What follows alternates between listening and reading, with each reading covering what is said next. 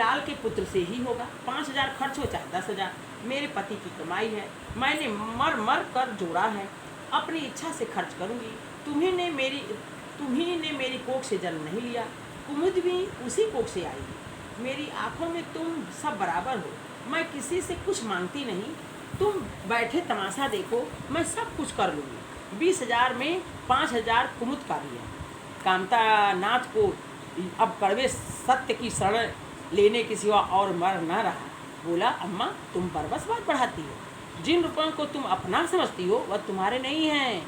तुम अब हमारी अनुमति के बिना उनमें से नहीं खर्च कर सकती।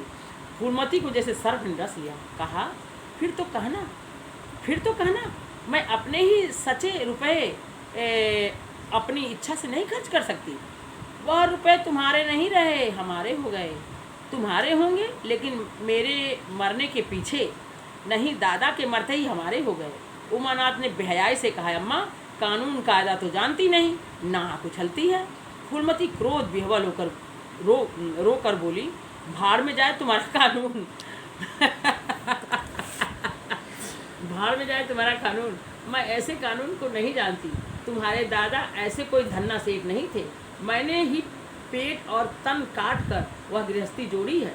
नहीं आज बैठने की छां मन करने का मतलब 1-1 पैसा बचाया घर गृहस्थी में न मिलती। मेरे जीते जी तुम मेरे रुपए नहीं छू सकते।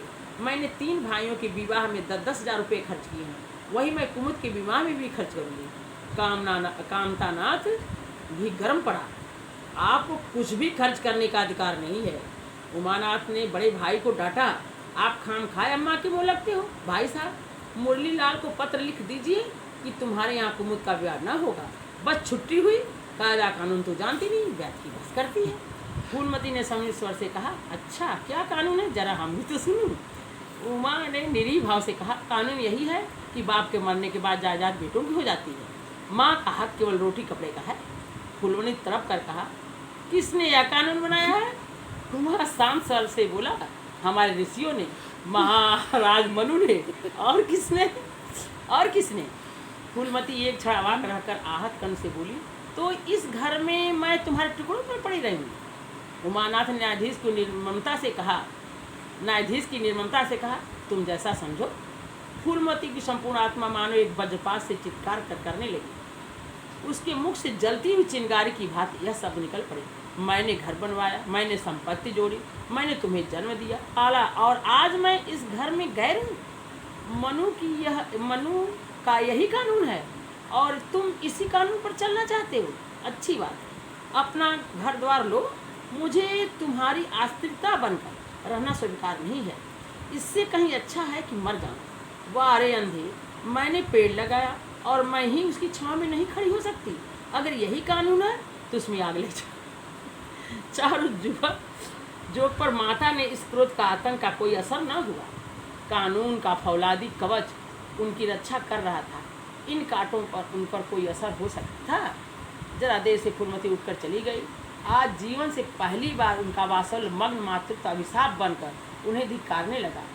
जिस मातृत्व को उनके जीवन की विभूति समझा था, जिसके चरणों पर वह सदैव अपनी समस्त अभिलाषाओं और कामनाओं को अर्पित करके अपने को धन्य मानती थी, वही मातृत्व आज उन्हें अग्निकुंड सा जान पड़ा। उसमें उनका जीवन जलकर भस्म हो गया। संध्या हो गई थी। द्वार पर नीम का वृक्ष सिर झुकाए निस्तब्ध खड़ा था, मानो संसार की गति पर क्षुब्ध हो रहा हो। अस्ताचल की ओर प्रकाश और जीवन की देवता फूलमती के मातृत्व की ही भाग अपने चिता में जल रहा था। फूलमती अपने कमरे में जाकर लेटी तो उसे मालूम हुआ कि उसकी कमर टूट गई है। पति के मरते ही अपने पेट के लड़के उसके शत्रु हो जाएंगे, उनको स्वप्न में भी अनुमान नहीं था।